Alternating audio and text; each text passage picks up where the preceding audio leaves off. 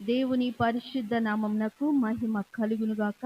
మన ప్రభును మన రక్షకుడగు యేసుక్రీస్తు నామంలో అందరికీ శుభాభివందనాలు. హెవెన్లీ లైట్ మినిస్ట్రీస్ తరపున తెలియజేస్తున్నామండి. ఉదయకాలము పాట పాడుకుంటూ దేవుని కీర్తిద్దాం. హల్లెలూయా. దీనుల ఎడలా కృప చూపువాడా, నీ దాసుని దాటిపోకయ్యా. నీవే నాధారము, నీవే నాశ్రయము,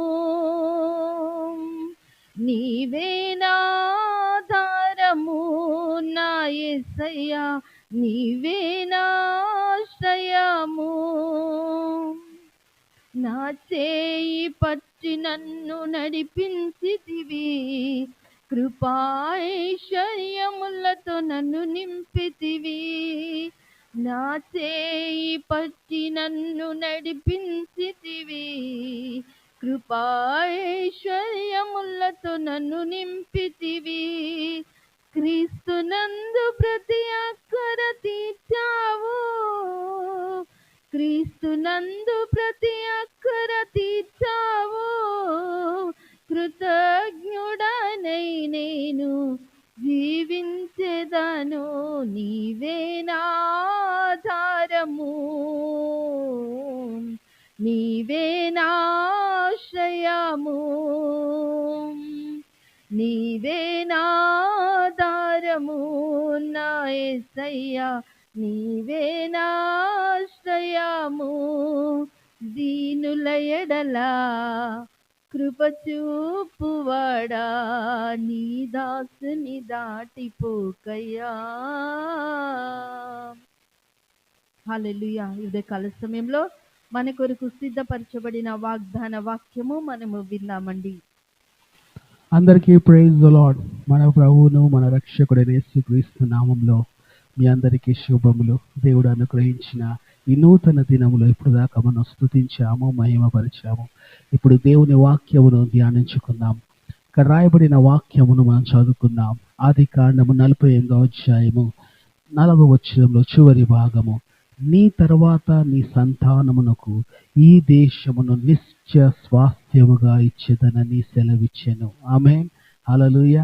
చెప్పండి, దేవుడు ఏమంటున్నాడు? నీ తర్వాత నీ సంతానమునకు నిత్య స్వాస్థ్యముగా ఈ దేశమును ఇచ్చేదను. ఆమేన్.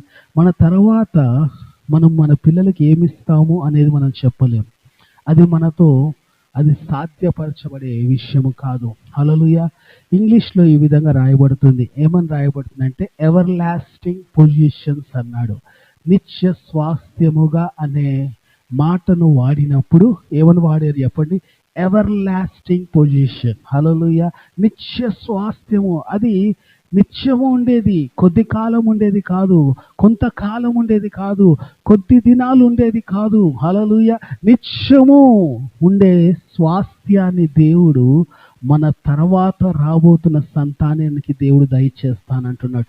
ఇదే మాట ఆదికాండం 17వ అధ్యాయము 8వ వచనంలో మొదటిగా ఈ వాగ్దానం అబ్రహాముకి ఇస్తూ ఉన్నాడు. చూడండి ఒకసారి.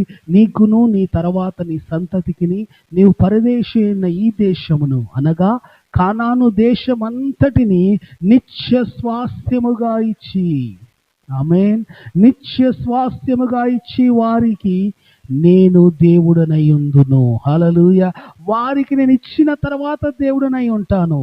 చాలాసార్లు మనం అందరము దేవుని తప్పుగా అర్థం చేసుకుంటాం. కానీ దేవుడు చూడండి ఎంత కరుణ సంపన్నుడో, ఎంత కనికరం కలిగిన వాడో, ఎంత కృప చూపించువాడో, ఎంత వాత్సల్యత చూపించువాడో. ముందుగా మన కొరకు ఒక నిత్య స్వాస్థ్యాన్ని సిద్ధపరుస్తున్నాడు. మనము పుట్టక మునిపే, మనము ఇంకా ఈ లోకానికి రాకమునిపే, ఈ లోకంలో మనం ఇంకా చూడకముందే దేవుడు మానవుల కొరకు ఒక నిత్య స్వాస్థ్యాన్ని సిద్ధపరిచాడు. హల్లెలూయా. జగత్తు పునాది వేయబడక ముందే మీ కొరకు నేను సిద్ధపరిచిన ఆ నిత్య స్వాస్థ్యమును నేను మీకు అనుగ్రహించుచున్నాను అంటున్నాడు. ఆమేన్. హల్లెలూయా. జగత్తు పునాది వేయబడక ముందే నీ కొరకు నా కొరకు ఒక నిత్య నివాసం ఉంది, నిత్య స్వాస్థ్యం ఉంది. నిత్యము మనకు జీవించే ఒక గొప్ప స్వాస్థ్యాన్ని దేవుడు నీకు నాకు దయచేసి ఉన్నాడు. హల్లెలూయా, ఆమేన్, ఆమేన్. అది కేవలం ఇజ్రాయెల్ సంతతికి మాత్రమే కాదు, అబ్రహాముతో తర్వాత వచ్చిన సంతతి ఇజ్రాయెల్ ప్రజలకు మాత్రమే కాదు, కానీ యేసు క్రీస్తు ద్వారా ఎవరైతే యేసు క్రీస్తు ద్వారా ఎవరైతే నమ్ముకుంటారో, యేసు క్రీస్తుని ఎవరైతే విశ్వసిస్తారో, యేసు క్రీస్తుని ఎవరైతే వెంబడిస్తారో, యేసు క్రీస్తుని ఎవరైతే అంగీకరిస్తారో వారికి ఆ వాగ్దానము సంపూర్తి చేయబడింది. హల్లెలూయా. గలతీ రాసిన పత్రిక 3వ అధ్యాయం చివరి వచనాల్లో అంటాడు, ఆ అబ్రహాము సంతానము క్రీస్తు ద్వారా అది మనకు దయచేయబడింది అంటాడు. హల్లెలూయా. ఈరోజు క్రీస్తు ద్వారా అబ్రహాముకి ఇవ్వబడిన నిత్య స్వాస్థ్యము అనే వాగ్దానము నీకు నాకు కూడా అది ఏం చేయబడింది? జతపరచబడింది. హల్లెలూయా. అది మనకును అదేం చేయబడింది?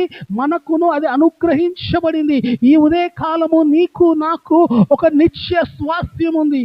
ఈ లోకంలో స్వాస్థ్యం నీ తల్లిదండ్రులు లేకపోయి ఉండొచ్చు, నీ పితరులు లేకపోయి ఉండొచ్చు, లేకపోతే నీ పూర్వీకులు లేకపోయి ఉండొచ్చు, కానీ నీ కొరకు మరణించి మృత్యుంజయుడై తిరిగి లేచిన యేసు క్రీస్తు ప్రభువు ఎవరును నీ దగ్గర నుంచి లాక్కోలేని, ఎవరు నీ దగ్గర నుంచి ఆక్రమించుకోలేనిది, ఎవరు నీ దగ్గర నుంచి దాన్ని దోచుకోలేని ఒక నిత్య స్వాస్థ్యమును దేవుడు నీకు నాకు ఈ ఉదయ కాలం ఇస్తూ ఉన్నాడు. ఆమేన్, హల్లెలూయా. చూడండి, మన దగ్గర ఉన్న స్వాస్థ్యాలు ఈ లోకంలో ఉన్నవారు ఎవరొకరు దోచుకుంటూ ఉంటారు, ఎవరొకరు ఆక్రమించుకుంటుంటారు, ఎవరొకరు దానిని ఏ విధంగా అయినా కానీ మన దగ్గర నుంచి తీసివేసుకోవాలని ప్రయత్నాలు చేస్తుంటారు. కానీ యేసు క్రీస్తు ద్వారా అనుగ్రహించబడిన నిత్య స్వాస్థ్యమును ఎవరునూ దానిని మన దగ్గర నుంచి తీసుకోలేరు. హల్లెలూయా. అదే అంటున్నాడు ఈ ఉదయ కాలము, నేను మీకు ఎవర్ లాస్టింగ్ పొజిషన్ ఇస్తానంటున్నాడు. అంటే ఆ పొజిషన్లో ఒకసారి నువ్వు వెళ్ళావు అనుకో, ఆ పొజిషన్కి నువ్వు వెళ్ళి తీసుకున్నావు అనుకో, దాని నుంచి నేను ఎవరు తీసుకోలేరు. హల్లెలూయా.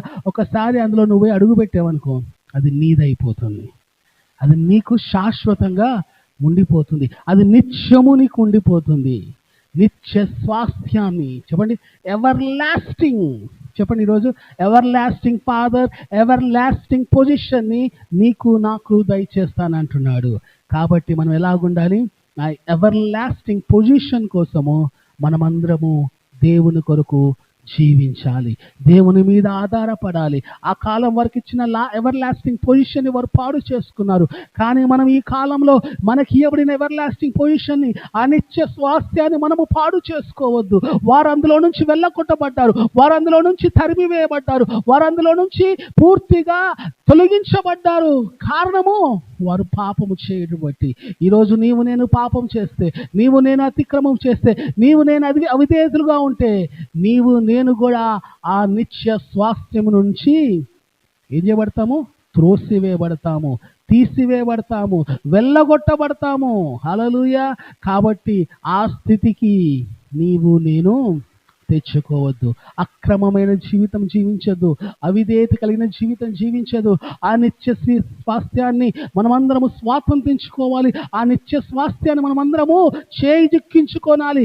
అది మనకు మాత్రమే దయచేయబడిన ధన్యత, ఆశీర్వాదము. దాన్ని మనము పూర్తిగా స్వతంత్రించుకోవాలి. ఈ వాక్యం వింటున్న మీరు ఇంకా నిత్య స్వాస్థ్యాన్ని స్వాతంత్రించుకోకపోతే దేవుడి ఉదయకాలం మాట్లాడుతున్నాడు, దాన్ని మీరు స్వతంత్రించుకోండి అని ప్రార్థన చేస్తాను. ఇంకా మీరు ఎవరైతే యేసుక్రీస్తుని సొంత రక్షకుడుగా అంగీకరించలేదో, అంగీకరించి ఇంకా క్రీస్తులో జీవించలేకపోతున్నారు, క్రీస్తు కొరకు బ్రతకలేకపోతున్నారు, మీ కొరకు నేను ప్రార్థన చేస్తాను. మీకు కూడా దేవుడు అనిత్య స్వాస్థ్యాన్ని ఇవ్వలాగున, దేవుడు మీకు అనుగ్రహించలాగున ప్రార్థన చేద్దాం. కలిసి నాతో కలిసి ప్రార్థన చేయండి. పరిశుద్ధుడా, మా ప్రియ పరలోకపు తండ్రి, ఈ ఉదయ కాలమును మాట్లాడిన వాక్యమును బట్టి, జీవపు గల మాటను బట్టి, సత్యమును బట్టి నీకు వందనాలు ప్రభువా. అవును తండ్రి, నీకు వందనాలు. నిత్య స్వాస్థ్యమును నేను వారికి ఇచ్చేదను, నేను వారికి దేవుడునై ఉందను. అవును ప్రభువా, జగత్తు పునాది వేయబడక ముందే మా కొరకు సిద్ధపరిచిన ఆ నిత్య జీవమును బట్టి, నిత్య స్వాస్థ్యమును బట్టి నీకు వందనాలు. ఇంకా ఎవరైతే వాక్యం వింటున్నారో వారి జీవితంలో ఇంకా నిత్య స్వాస్థ్యాన్ని పొందుకోపోయి ఉంటే, నిత్య స్వాస్థ్యాన్ని ప్రభా ఇంకా వారు తండ్రి తీసుకోకపోయి ఉంటే వారికి దయచేయండి. వారు అంగీకరించటానికి అది మా కొరకు దాచబడబెట్టింది, మా కొరకు సిద్ధపరచబడిందని గ్రహించిన వారే దాని కొరకు వారు అంగీకరించబడటానికి సహాయం చేయమని అడుగుతూ యేసు పరిశుద్ధ నామములో అడుగుచూ వేడుకొనుచున్నాం మా ప్రియ తండ్రి. ఆమేన్. దేవుడు మనందరినీ దీవించును గాక. మరొక దినం మనం అందరం ఉదయకాలం లేచి మరి ప్రభు స్తుతిస్తూ ప్రభు వాక్యం ధ్యానించుకుందాం. అప్పుడు వరకు మరి pastor Salman Raj YouTube channel ప్రతి ఒక్కరు సబ్స్క్రైబ్ చేయండి, లైక్ చేయండి, షేర్ చేయండి. దేవుడు మనం దీవించును గాక. ఆమేన్.